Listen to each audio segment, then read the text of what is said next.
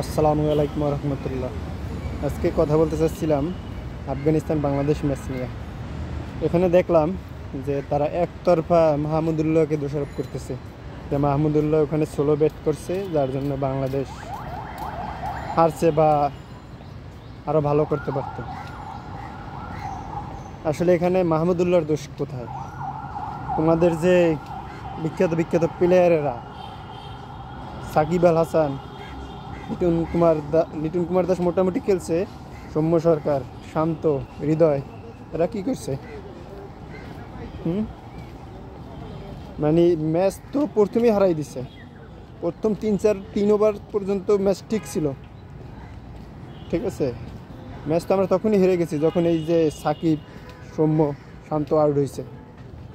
হৃদয়, এই বুড়ো মানুষটার এখনো যে পারফরমেন্স, তোমাদের যে 22 বছর 23 বছর ইয়ং মাহমুদুল্লাহর যে ফিটনেস, এই ফিটনেসের কাছে তোমাদের ওই ইয়াং যে প্লেয়ারগুলো আছে তাদের ফিটনেসের ধার কাছেও নাই মাহমুদুল্লাহ ফিটনেসের কাছে। আর পারফরমেন্সের কথা বলতেছো, পারফরমেন্স শান্ত, লিটন, সৌম্য এদের চাইতে মাহমুদুল্লাহ অনেক ভালো, বেটার এই বয়সেও, ঠিক আছে। সুতরাং হ্যাঁ, এটা বলতে পারো যে তার বয়স হয়েছে, তার অবশ্যই দেওয়া উচিত, নতুনদের সুযোগ দেওয়া উচিত। ইটস অ্যাবসলিউটলি রাইট, এটা আমিও সমর্থন করি। কিন্তু কাউকে দোষারোপ করে, তাকে জোর করে, অপমান করে অবসরে পাঠানোর কোনো মানি আসে না, ঠিক আছে। মুশফিকুর রহিমের যে ফিটনেস, তাকে জোর করে অবসরে পাঠানো হয়েছে, এটা আসলে উচিত না। আসলে ডে বাই ডে আমরা আসলে আমাদের ক্রিকেটটা আসলেই খুব লো কোয়ালিটির চলে গেছে। দেখেন আফগানিস্তানের মতো দল, তারা এতটা ইমপ্রুভ করছে আসলে বলার বাহিরে, যে তারা অস্ট্রেলিয়ার মতো দলকে হারাই দেয়, নিউজিল্যান্ডের মতো দলকে 85 রান অল আউট করে দেয়, যেখানে তারা সেমিফাইনাল ফাইনাল নিয়ে আসার কথা। সেখানে আমরা সুপার 8 উঠছি, তাতেই খুশি, যে আমরা যা আশা করছি তাতে আমরা খুশি, আমাদের কোচেরা খুশি, ম্যানেজমেন্ট খুশি। কি ভাই আজব, তোমরা বিশ্বকাপে ফাইনালের জন্য আশা নিয়ে খেলতে আসো না, তোমরা আসো ওই যে প্রথম পর্ব শেষ, বাই বাই টাটা। তোমাদের মন মানসিকতা ছোটো, তোমরা কীভাবে বড় কিছু অর্জন করবে?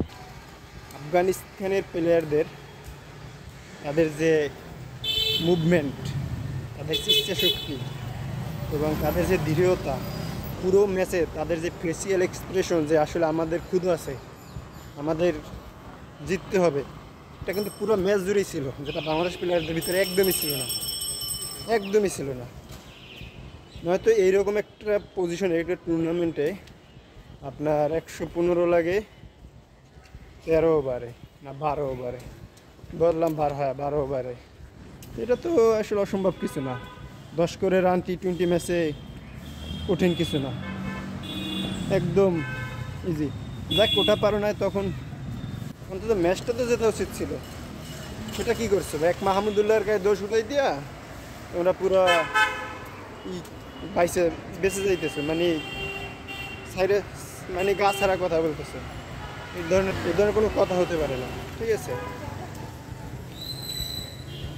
আর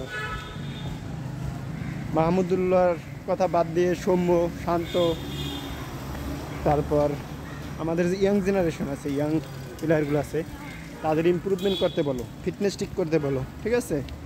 আর খেলায় মনোযোগ দিতে বলো।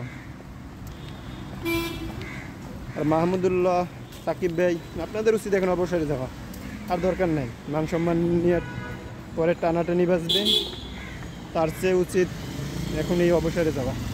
অবসরে গেলে অন্তত সম্মানটা রক্ষা হবে। আপনাদের পারফরমেন্স ভালো করলেও দেখবেন 5 ম্যাচ ভালো করছেন, আবার 2-3 ম্যাচ খারাপ করছেন, ওই 2-3 ম্যাচ আপনাদের গায়ে উঠবে। দরকার কি ভাই? ইয়াং জেনারেশন আসুক, আসতে চাচ্ছে, তাদের সুযোগ করে দেন, তারা খেলুক। আগামী T20 আগে যেন তারা প্রিপেয়ার হয়ে যায়। আর আমি আশাবাদী এবার আফগানিস্তান সেমিফাইনালে ফাইনালে উঠে যেতে পারে এবং তারা বিশ্বকাপও নিয়ে আসতে পারে। তাদের যে দৃঢ়তা, তাদের যে মনোবল, আসলে এটা প্রশংসার দাবি দেয়। তাই সবাইকে সম্মান দেওয়া উচিত। হোক মাহমুদুল্লাহ, হোক সাকিব, হোক তামিম ভাই, সবাইকে সম্মান দেওয়া উচিত, কর্পোর সম্মানটা। ঠিক আছে, ওকে, ভালো থাকবেন, আল্লাহ হাফেজ।